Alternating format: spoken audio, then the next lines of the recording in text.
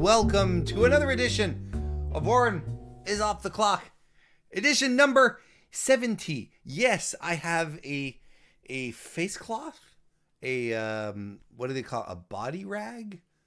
What do you call it? Anyway, I have one of those because I got sweaty when I was doing the show. That happens when you are old. You start sweating when, despite the fact that you're, not actually moving around. But this is Warren is Off the Clock. It is edition number 70. It is a free preview of what we usually do here on Thursday nights after I'm done with the mainstream. Thank you very much, Floman. That's very kind of you.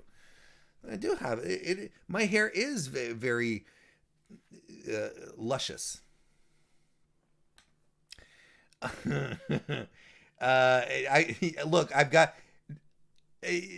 got nothing on Juice Robinson though, if we're being completely honest with each other.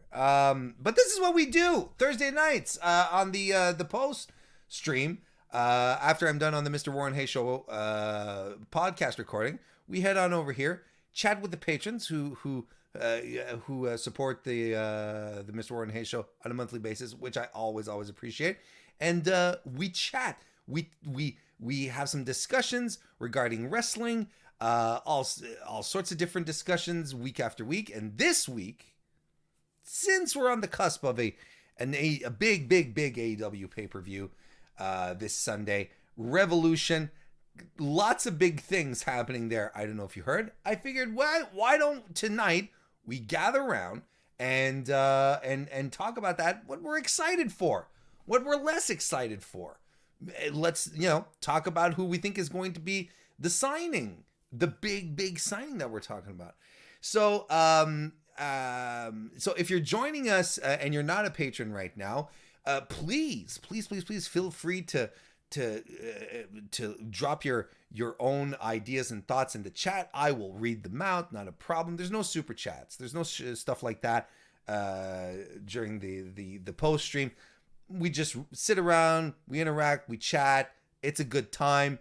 And when you are a patron of the MrWarrenHayes show, then you can pop in on Thursdays into the Discord and you can join us live. And I take calls from our patrons who will join us through the technology known as microphones. They will jump in, and it is fantastic every single time. So thank you everyone for joining us tonight. I'm gonna mellow out and frankly my throat. I think I'm gonna have to be more conscious of how I project moving forward, because my voice did get really raspy during the show tonight, and it still feels very, very tight right now. So yeah, so I want to hear what you guys are excited about for Revolution, something you're not quite as excited about, and something. And we'll also talk about the big signing, but we're not going to talk about the signing just yet. I want to focus on likes and dislikes, and we are going to start with a first call from the Discord. We are going to start with Ben Parizet, who is joining us, also known in the Discord as Fanta Mark, because he is the SWE Fanta Continental Champion. How are you doing, Benoit, tonight? Thank you so much. That's the proper way to introduce the champion, And I appreciate your ring announcing skills, by the way, Warren. Very much. You got a bright future, kid. Thank you, sir. You're in a good mood tonight, Ben. I'm glad that you're back with us again tonight. Revolution this weekend. We're excited for it. you look at the card from top to bottom. What are you looking forward to this weekend? Let's try to keep it. We're wrestling fans, so there's probably a bunch of things that excite us. But, Yeah, sure. But let's try to focus on one specific thing. Otherwise we'll be here till 3 a.m. Okay. What's got you looking forward to Revolution this weekend? Well, looking at your New Japan shirt makes me think of one thing. Since you're watching, the New Japan Cup in the morning, and I'm thinking like the best. You're completely dropped, Ben. Ah, Christ. Oh, there you are. Okay. I was just saying the best part of waking up is New Japan in your cup. But anyway. Thank goodness. Gee Willikers. Thank goodness we didn't miss out on that joke. Okay. Speaking of Revolution, I think the match that I am most thrilled to see is the AEW heavyweight title match. Mm-hmm. It's the stakes, the barbed wire, the explosions, and we lost you again. Those two guys that are gonna beat the ever living shit out of each other. Oh yes. I mean, it's difficult to not get excited about it because it's exploding barbed wire death matches are such an ingrained part of the grand absurdity that is professional wrestling, right? And it's difficult to not get excited at something that's so pure in the absolute absurdity that is pro wrestling, right? And hearing it come back, I mean, it was exciting. Like I'm still curious to see how far they're going to go, but the idea of it, it's especially since we've been in a PG-13 era for like 15 years at this point, it's wild to think. I agree. Yes, go ahead. Sorry. And for the match that I am least interested, it's Hardy and Page, unfortunately, because I really love Hangman Page. But that storyline, it I don't know. It's not sticking that much to me. But I love the whole feuding with Dark Order that Hardy is going on, because you can't go wrong with those guys. But I think it's not enough. Dark Order can't lift that feud up to they cannot elevate it high enough. I mean, even the stakes of that match are like almost boring. Yeah, you're not excited about it, huh? Nope. I mean, I do appreciate that they tried to give it stakes. The whole money stuff, like I'm going to own whatever you made for the first quarter of the year or whatever. I will appreciate that they tried and that they made it very, very money, just, it's all about the cash, and it's things that I can naturally get behind.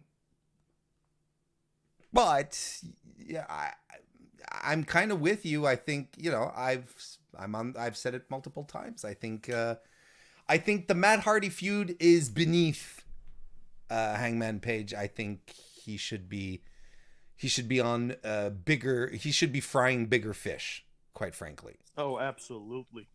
And as far as the mystery signee, I have no fucking clue. Okay, it's a big blur. I mean, it could be anyone, man.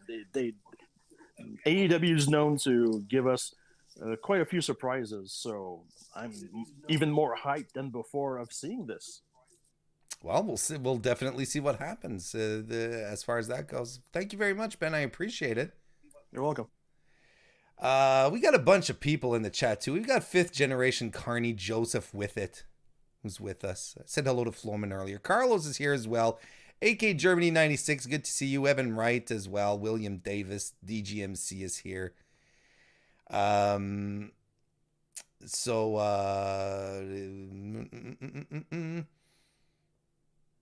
Just reading through the comments here. AK Germany 96 says, I thought the AEW signing was Tessa Blanchard to set up and headline the debut of AEW Elevation, but TK squashed that by saying that the signing is male.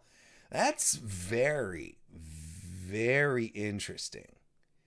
Because I think we're tossing around a lot of male names, right? And we're not necessarily paying attention to the Hall of Famer, the Hall of Famer level that can come from the female wrestler side of things. That's very, very interesting.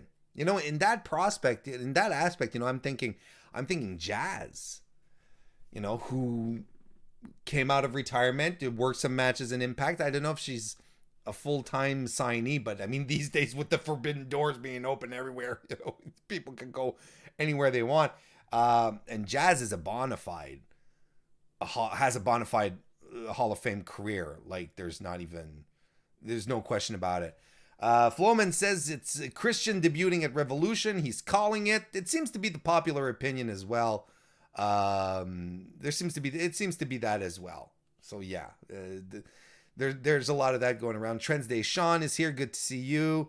He says Shivani said Tessa is not going to happen anytime soon. Yes. Yeah, I think she's combustible. Let's put it that way. I don't know how much AEW wants to touch this. And I'll get to some more chat comments in a little bit. But for now, I would like to flip over back to the calls and maybe have a chat with our friend Anakin JMT. How are you doing, Anakin, this evening? I'm doing all right. Although I gotta be honest with you, Warren. Oh, because usually you're not? Well, two things. First of all, I gotta be honest with you. I'm a little high right now. High on life? I'm about 15 feet in the air on a picker pulling an order. So, just wanted to share that. Okay. Be safe, Anakin. Be safe. Yeah, don't worry. I've got a harness on. Okay, Second good. thing is the 10 minutes. It took you almost 10 minutes to notice that Kristen was in the chat because you were talking New Japan so much. And Ben and I started joking about how when you're talking about New Japan and Kristen comes in the chat and you don't notice, you're like Theoden in Two Towers telling Gandalf, you have no power here. And then how I said Kristen will then reveal herself and her majesty with a blinding white light behind her. And then Ben said how she was going to lead us down the hill to Helm's Deep, in a charge to take back the land and the kingdom. I mean, you missed the whole thing, and it went on for about 10 minutes before you finally noticed. I don't know why people are still surprised about this. I'm gonna be honest. I don't know how everyone by now, and Kristen as well. And Kristen, hang on, okay, I'm trying to say too many things at once. I'm really trying to say too many things at once. But here's the thing. Anyone who's been watching me for even a minimum amount of time knows that once I get into a thing, I can become laser focused, right? You're not getting me out until I'm done, right? And if anyone knows this, it is my fiancée, Kristen V. Ashley. She definitely knows this, that once I get onto a thing, you just have to let the wave, you ride the wave and you wait till it crashes up against the beach, and then it's like, okay, now we can talk about something else. I don't know why anyone is surprised about this anymore. Hey, look here, I think more sociopaths deserve microphones, DGMC.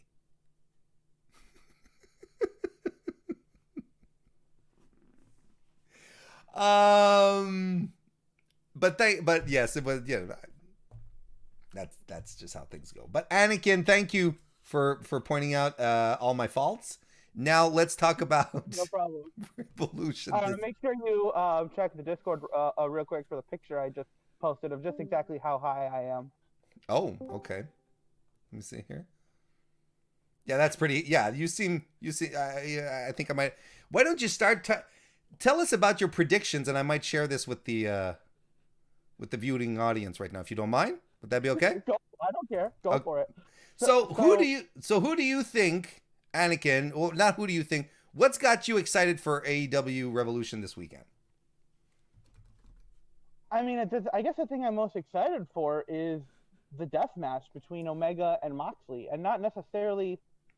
I mean, yes, there is a part of it that because it's a death match, and that does one things that that I've never seen because I just haven't seen any of that stuff. Right. But also because it's Omega and Moxley, and I think there seems to be 3 people that Moxley just has that chemistry with, that innate chemistry with. I think he showed he's got it with Rollins when they had their brilliant feud after the Shield breakup, and then I think he's been able to juggle in the last couple of months too with Kenta in New Japan, yes, and Omega in AEW, and it is a sight to see, and I'm thinking now, like the question was asked, in the main show, who could take the U.S. title off of Mox, and some people were saying, well, what about Jeff Cobb? And I was like, well, that would be a good call. And then I'm thinking, maybe because the stuff with Kenta and Moxley was so good, and part of it was they had to find a way to make it good and keep people in it for a long period of time because they didn't know when it would happen. But it's like I could see them doing this match again and kind of doing what they did with Omega Dan Okada for the heavyweight title between Mox and Kenta. So maybe like they have another match. Sure. Dominion, and maybe that's where Kenta finally peels the belt off of him, like something like that. Hey, and I'll tell you one thing. I don't think anyone would bitch. I don't think anyone would complain if we were to have more John Moxley and Kenta fighting each other. I really don't. I think I wouldn't. No. No, I don't know, because I mean the promos, especially from Kenta. Like I've got a friend I follow on Twitter, Lindsay, who is a huge Kenta fan, like huge. And like whenever I ask her about what she thought of his time in NXT, she goes, she always tells me, we don't talk about that time. That's the dark time. That doesn't exist. Right. But she was posting GIFs and stuff of like every time Kenta was making a promo and talking to Moxley and calling Moxley out. And they got me invested in it because Kenta was clearly putting everything he had into this. And because he knew, hey, Moxley's got AEW. He's got, and for most of that time, he was the champion over there. And Kenta's like, well, hey, Mox isn't going to be able to really do much of this on his side, so I really need to step it up. And he did, and he showed yet again just how completely misused he was in WWE. So I think if there's anybody who could continue to make this thing work and just have it be one-sided, it would be Kenta for sure. And I would not if we got a match at Dominion, that would be great. And then they've got a fall show, which I can't remember the name of. Like if they did it there, and maybe that was like the rematch where Mox tries to get it back one more time or something, like I'd be down for that. But as far as Revolution, what we're supposed to be talking about, yeah, it's Omega, it's Moxley, it's the barbed wire death match, and everybody just pray that Renee does not go into labor early from the sight of it, because I imagine it's going to be very brutal. We can only imagine so. I think there's something when I pointed out to Ben, I think that there's something here, of course, that the question is, how far are they going to go, right? That's the question that everyone's wondering. How far are they going to go in this? Is it really going to be like really like we had Onita on AEW TV this week hyping the death match. I was like, okay, well, Onita's, he was insane. He's the originator of these exploding death matches. So it's like, is it going to be FMW levels of brutal is what we're wondering. But we're going to find that out soon enough on Sunday. Because, if it is crazy, it's going to be crazy, crazy. What are you not quite looking forward to at Revolution, Anakin? Well, I gotta be honest. I'm really not all that hyped for the women's championship match. I'm just not. Really? And yeah, because it boggles me that Britt Baker did not win the tournament. It boggles me that they are not pulling the trigger on this match. I don't understand what they're waiting for with Britt. She is primed to take that title. She is ready for it. Because here's the thing. Ready. And I want people in the chat to give me their answer. Does anybody really expect Shida to lose on Sunday? Does anybody expect it? I don't think there's gonna be a single person that would be shocked that Shida is going to retain. And that's because everybody is looking at Britt. If this was Britt and Shida, there would be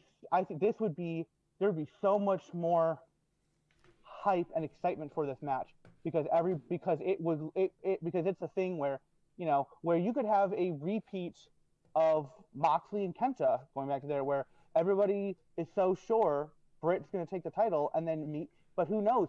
Shida might be able to pull it off, and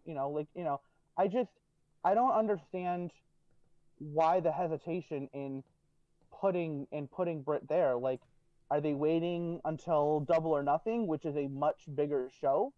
Like, and I heard, I don't know if this is true, but I heard they were looking to see if they could possibly get Double or Nothing to happen in Vegas. I don't think it will happen, but I heard that's something they were at least looking into. Like, are they hoping for that, and then that's when they do it, and that's when they put the title on Britt, because then there will be, more fans in attendance than what they get right now at Daly's Place. Like, I don't understand it, and that's not to say the women's championship match isn't gonna be good. I mean, you set it up really well.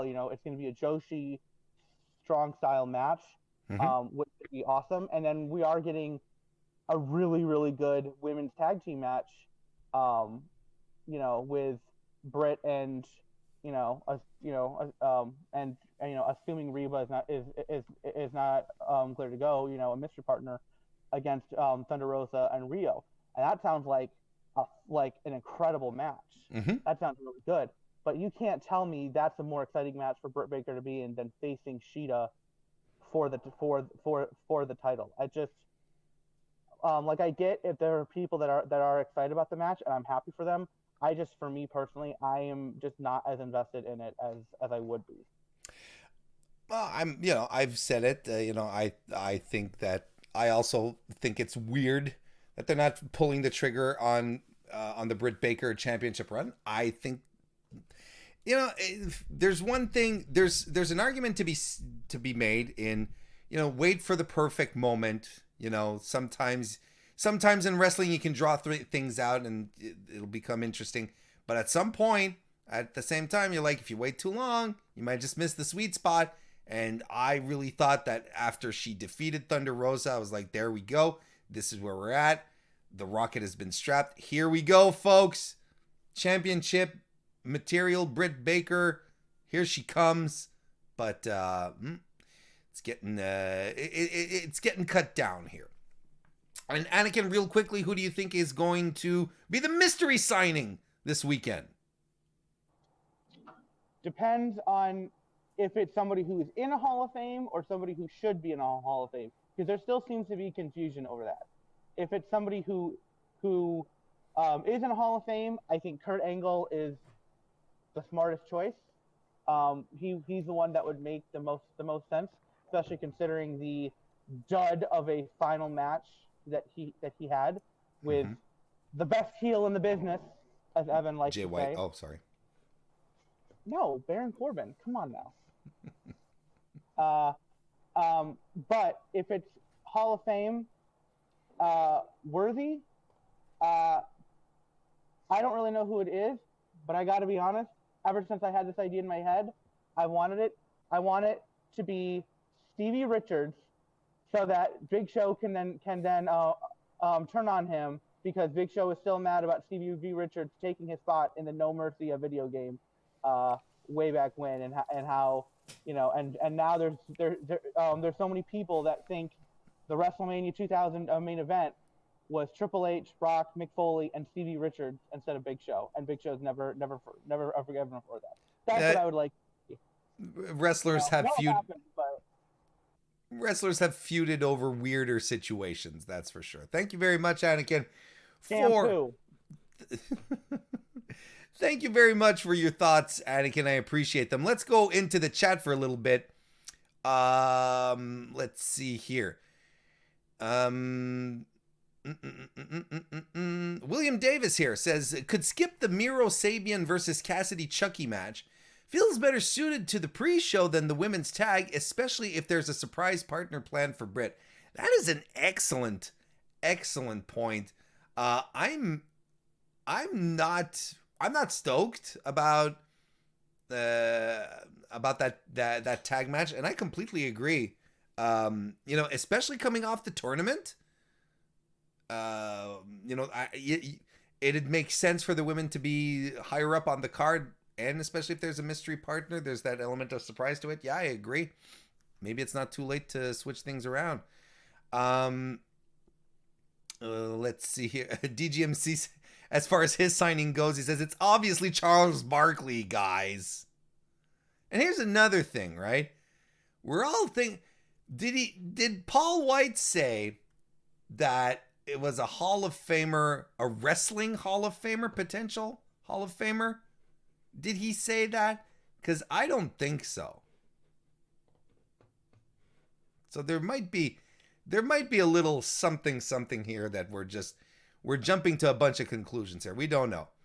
AK Germany 96 says the women's title match will probably be great, but I don't see how it advances anything in the division, even if we changed the champ. That's a point that I barely even brought up, and you're absolutely right. At least if you had gone the distance with Britt, give her the title, well, then you're refreshing the division. Sheeta becomes a challenger again, and then you can get a bunch of different, fresher matches at the same time. I think there's something to be said about that. Flowman said, aren't we getting a surprise in the ladder match as well? Yes, there is one TBA individual that has yet to be announced. DGMC says Ethan Page is the mystery guy in the ladder match, and Charles Barkley is the Hall of Fame signing. Yep, that's it. And yeah, I think there's something to be said about that. Evan Wright on his end says the debut, I think, is going to be Kurt Angle. The Revolution ladder match entrant is going to be Ethan Page, and he says I also think that Gorillas of Destiny and the Good Brothers are going to be there. That's very interesting. God is not booked. What is the COVID protocol when coming in from what is the COVID protocol coming in from Japan? Like, do they have to isolate for a while? It'd be interesting.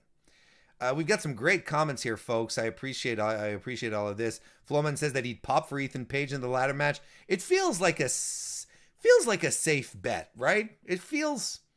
There's something there. Trent Day Sean says, I'm going for Leo Rush in the ladder match. Mauro Ranallo as the Hall of Fame level talent to trio with Tony and Paul on Elevate. That wouldn't be... They could do a lot worse. And Thea to replace Reba. Oh, that's very interesting. Lots of surprises there. Very, very interesting.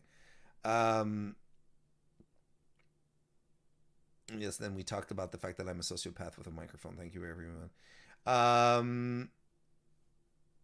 Flowman says Omega versus Mox has to be one of the best feuds in wrestling in the past decade. No crap, I guess you said, or no cap? No cap. Carlos says Kenta versus Moxley, fight forever, for sure.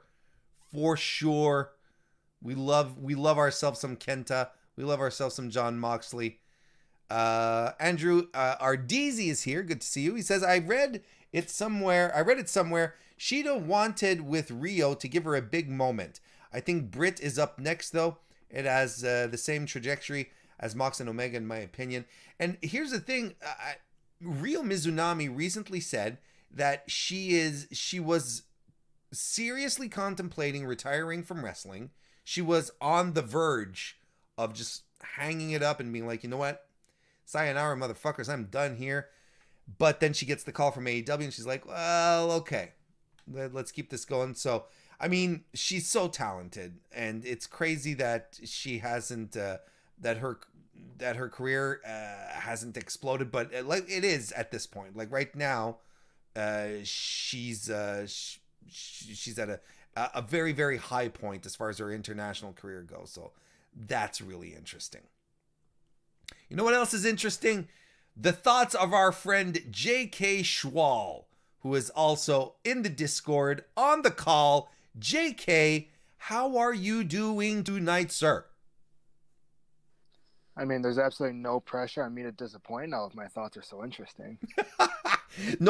I mean, you know, there's no pressure. See, you didn't realize this until now, but, you know, always so interesting. I'm just like, it's another day at the office for J.K. Schwal.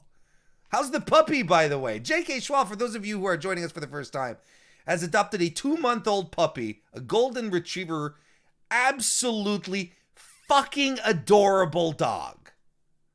How's the puppy doing? He's doing well. He's currently passed on the couch, but well behaved, and very thankful that the breeders for the first 2 months learned to potty train him to make my job a lot easier. Good. I'm really glad to hear that. That's fantastic. Oh, just before we get in here, people are pointing out in the chat that, and thank you everyone, that it is a 2-week quarantine when coming into the United States. So I don't think GOD is going to show up, because GOD's last match was last week. They were at Castle Attack just a couple of days ago, so they're not going to be there. So they're just not going to be there. So yeah, I just wanted to point that out. But glad to hear the puppy's doing good, J.K. Schwal. Let's get this rolling. What are you looking forward to with Revolution this weekend? So initially, I would have said the Max and Omega, but I think Ben and Anakin hit it around the head with it, so I'll switch it up. Like, I'll go with the Sting match. You know, if you would have told me a month ago about it, I wouldn't have been that excited, but the fact is we've seen Sting take bumps and actually be physical, and that completely changed the entire scene of that one. Right. Me. And especially the bump he takes is from Brian Cage. It's not like he took something from Ricky Starks. Like, Brian Cage is just a completely different animal. So, and like, I still think, you know, and Ricky Starks, I mean, you saw last night, he literally bumped out of his shoes for Sting. So I'll give that one a little more credit just because Sting being physical, you know, Darby's going to do something crazy. Hopefully there's skateboards going through glasses and windows and all this stuff. And maybe Sting will hit a bat and maybe break 1 out of 4 windows again. That'd be fantastic. They just sit around and they mope and then they start vandalizing shit. Father and son. No, hey, we haven't really talked about the cinematic match, but I agree. You know, I will even go as far as to say that I think Taz, in and about himself, has made this match for me. Okay, of course, this is my. Taz has made it interesting for me because I think Taz has been spectacular throughout this entire feud. Just being pissy and mad all the time at everything, you know, and having this incomprehensible chip on his shoulder regarding Sting. Like, what has Sting ever done to Taz? You know, I don't even think, like, have their paths ever crossed professionally. So I'm really excited. I'm really excited to see where what they're gonna do with this, quite frankly. And I put a lot of it on Taz. I think it's fantastic. And yes, the bumps are great as well. It's all good stuff. It's all really, really, really, really good stuff. What are you not quite looking forward to, though, JK? So this card, I don't know, this card seems a little weird to me overall. Like, I tend to agree that the women's tag match, especially coming off the tournament, probably should be on the actual show, especially with someone like Britt and Thunder Rosa, that they just came off arguably the best individual women's match in AEW's history, like a month ago, not even a month ago. So yeah, I mean, someone mentioned it earlier. It's a piece of low-hanging fruit, but I'll grab it. It's the Miro, Kip Sabian, and Best Friends one, which it's a shame thinking that a match with Miro, Chuck Taylor, and Orange Cassidy just doesn't interest me at all. But there is an outlier in that match, and not to name names, Kip Sabian, but I think like Miro hasn't quite hit any like chord with me in his AEW run so far, and which hurts to say, but you know, maybe something comes out of this. I wouldn't be against him ditch the whole best man gimmick and just turn him into a killer.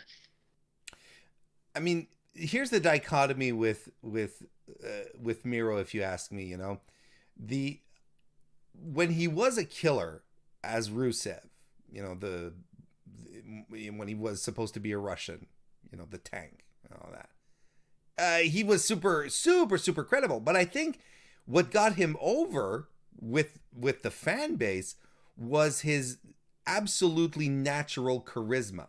You know, his capacity to just drop some quips and sprinkle little elements inside his promos that you're like, okay, this is off the cuff, it's great, you know, and that's what made him so likable, you know. And I think that, and right now, I think what they're doing is they're leaning too much into his capacity for comedy when I think that it's better used in smaller doses, or like in sprinkles. You know, like when a recipe asks you for a pinch of, you just a pinch of personality from Miro here, as opposed to him just being completely a goofball all the time. Even when he was doing Rusev Day, which got over essentially on the strength of his personality and the act that he had developed with Aiden English, you know, he wasn't like comedy all the time. It wasn't like super forced. Now I feel like they're too tongue-in-cheek all the time, is all I want to say. And your final thought, and of course, chat, please let us know, who do you think is going to be the special signing? JK Schwal, who do you think is going to be the special Hall of Fame potential signing this weekend? So before I hit on that, I'll just throw one more comment out on Miro. Oh, sure. Like, I think you hit it perfectly there with, like, it's almost like the same with WWE's, that once you show that you can be funny, they tend to kill it over the top with it. And I mean, even if you like take last night, for example, like, just fine. Rusev has such good comedic timing. Like, if you just do something like with the Tully and Tony Schiavone snapping back at Dylan when he said, like, you're not going to get anything much better than that. Like, just find the right time to use Miro's comedy instead of just trying to force it into this angle. Yeah. And, you know, maybe it has something to, I completely agree. And maybe it has something to do with the, you know, people having a little more freedom in AEW. And so, you know, Miro feels unshackled and he just want to do things. But I think a little restraint would go a long way, which is kind of how I feel about Montez Ford in general. Because Montez is super entertaining. I think he's ridiculously charismatic, and he's dripping with talent. Like, the guy is great, but sometimes he just has to. someone should come up to him and say, okay, now we have to teach you about timing. We need to teach you about delivering at the appropriate moment. And I think Miro needs a little bit of that. So, yes. So, the signing, the big signing. Who you got? So when I first heard that last night, my first quick thought was Kurt Angle. Just like he got released, it would make a lot of sense because he could coach, he could hop on the commentary booth if he wanted to. If he wants to avoid his last match being against the best heel in the business, Baron Corbin, and like AEW is a great spot for him to do it against younger talent. But the more I think about it, I think it's gonna end up, I'm going to say disappointment because I think everyone's getting their expectations too high just because AEW has had the track record of doing that. Like they did it with something's going to change the scene of history forever. Yeah. And it was Pac returning. But then like they did something where, but like then like 2 weeks later it was Sting. And like they did that with the ladder match of like, it's a big, Joker entrant, Matt Sydal. So I think it's going to be someone a little lesser known. Like I honestly, Morrow might be a really good call. Whoever mentioned that one earlier, but I know everyone's talking up Angle, Christian, all these other big names, but it wouldn't surprise me if it was someone a little lesser impact and just a setup disappointment, but to have something in a couple weeks. Like I think they even did that last summer with everyone expected FTR to debut at All Out, Double or Nothing, whichever one, and then they debuted a week afterwards. So like they could do something like that, which is something that I could see with God, where they won't come in now and kind of let people get disappointed, but then pop up on a random Dynamite in a couple weeks. I really like the idea of Morrow because Tony Schiavone has said that he really likes his job right now, where he said this in an interview maybe over a year ago. He likes being a part of AEW because and his job in commentary because he doesn't have to carry the booth, right? He said this, so that that was a lot of pressure that he had in WCW, and ultimately that's what soured him on commentating and wrestling and had to take a break. Well, there was a lot of things, but that was part of it. The pressure of carrying the booth, the commentary, and that. So if they're going for another show, Elevate, which, okay, granted, won't be the flagship, but Tony's a professional, will probably want to do a good job. Maybe he's like, yeah, I don't necessarily want to do it. Bring in Mauro Ranallo, who already, he lives in Florida, if I'm not mistaken. That was one of the reasons he was happy to work with NXT, because he didn't have to travel. Same situation here. He just goes to the tapings, drives home, can continue doing his other commitments, his other gigs.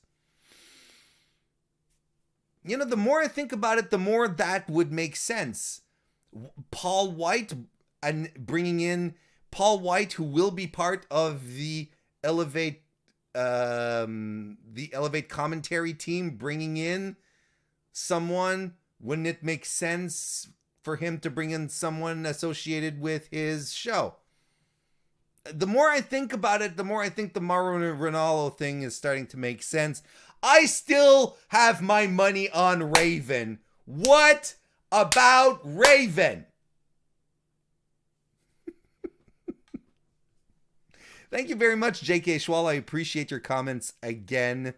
Thank you very much. Thank you very much. I really appreciate it. Yeah, there we go. Did you want to counter back? Am I seeing this right? Yeah, it was actually, I was gonna bring it up at the start of my whole bad.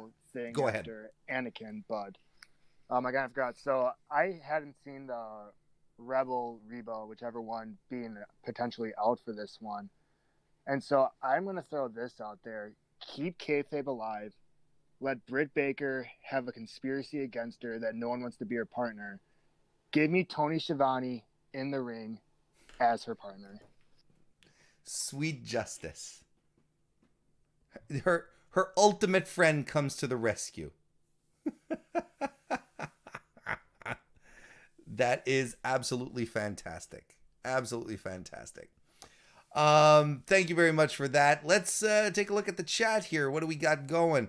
Injection 2K, who's here. Thank you very much. Good to see you. He says, I unfortunately can't watch AEW Revolution, but we'll be watching the live reactions. I hope I see the mark out on Twitter for CM Punk's return. You know this is part of the discourse where everyone's like, it's CM Punk. But we'll see. Hey, you know, at this point, it would make sense. It would make sense. Heavy J, good to see you. Says, what will make fan reaction be when she debuts? Sorry, in front of a full crowd. Who are we talking about? What will make fan reaction? I'm sorry. We'll go with your other comment here. That was my bad. If AEW and New Japan continue this affiliation, would you be down for Rey Fenix versus Hiromu and Pac versus Naito? No, I am completely against awesome matches. I hate awesome matches. I hate the idea of fun people. Of course. My God, are you kidding me? Phoenix and Hiromu, Pac versus Naito. That would be fantastic. DGMC also says, Taz selling Sting's snow has made the match interesting for me.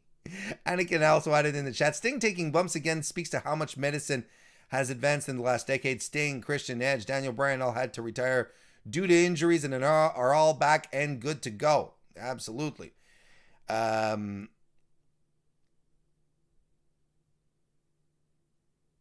Oh, really? DGMC says Taz debuted in TNA, costing Sting a match versus Samoa Joe. Oh, okay. So yeah, I wasn't quite aware.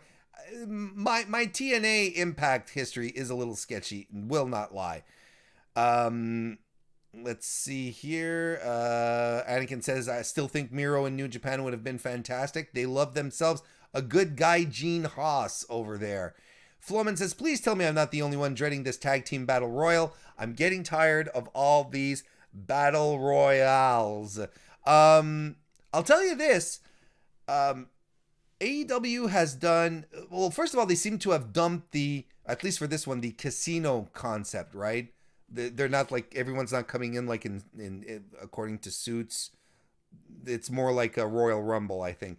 And they've been doing, they being AEW, they've been doing a lot better. They've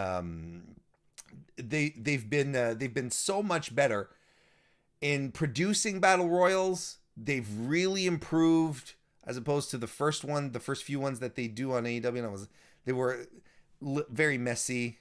Had trouble following what was going on. It's been getting better, but yeah, I mean, isn't it a pre-show thing? It should be a pre-show thing. AK Germany 96 again says, I don't know if it makes me excited for the match, but it'll be interesting to see if they do anything with the Jericho MJF Inner Circle dynamic. Yeah, it'd be interesting to see if any trigger on that is pulled for the inevitable MJF versus Chris Jericho match, so that Chris Jericho can have a babyface run. Heavy J says Jim Cornette and Disco Inferno will be all elite. That would be legendary. Absolutely legendary. Let's see. Oh, that scrolled down all the way here. There we go. Flowman says that he'd pop for Morrow. Of course, I think everyone would. Well, again, I shouldn't be doing blanket statements. A lot of people would. Darby, Anakin says, Darby jumps on Miro with his skateboard with nails. Morrow goes, Mamma fucking Mia! Benoit says, Johnny Polo is all elite. Hey, don't discount Raven. I'm telling you. Eben Wright says, if I get half the humor from Paul White and Tony that I get from Taz and Excalibur, I'll be happy for sure. Evan Wright left a super chat. I didn't think those were activated on the stream, but thank you. I don't usually put them on the Patreon stream, so I'm quite sure. Pretty sure they were off. Interesting. But he said, it'll be Danny Limelight. Say the line, Warren. How does Danny Limelight fit in to all of this? This is a question we haven't asked ourselves. I agree. But what about Danny Limelight? Limelight. Danny Limelight. Floman says maybe Mauro can take over for JR for a while. JR sounds burnt out over the last few months. The thing is that there's a lot of what's going on in AEW that JR doesn't like. And you can tell when he doesn't like it. You can tell when he likes it. Like he fucking likes Wardlow. Remember that from a couple of weeks ago? I think before the holidays, where he was like, big athletic men sell tickets. That's all he said. He'd say that over and over again during Wardlow's match. And I was like, okay, JR, we get it. You like him. That's fine. Let's see here. AK Germany 96 says, don't know about Mauro, but I'd bring back Veda Scott. She had instant chemistry with the others on the women's tag team tournament commentary, and adding a woman would be appreciated. I wondered why she wasn't brought back for the women's tournament. I'm not gonna lie. I'm kind of like, maybe, I don't know, but yeah, that's an excellent point. Floman says, Paul White said it's the biggest scoop ever. CM Punk would probably be the biggest scoop ever, if we're honest. Yes, I agree, but it's pro wrestling, and it's all about hype and hyperbole. Floman says it'll be the great... Heavy J says it'll be the great Kali. DGMC says, I love that Punk went out of his way to tweet that he's not the signing at Revolution. Funniest thing I've seen all day. Even funnier than Anakin JMT. And Anakin JMT's picture of him high on drugs. There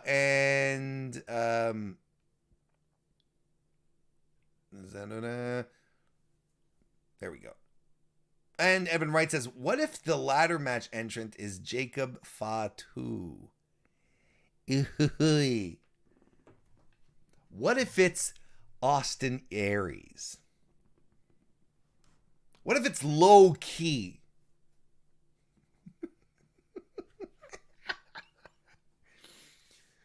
What if it's Flip? What if finally Flip Gordon is part of the elite? What if Flip finally gets booked? Long-term storytelling.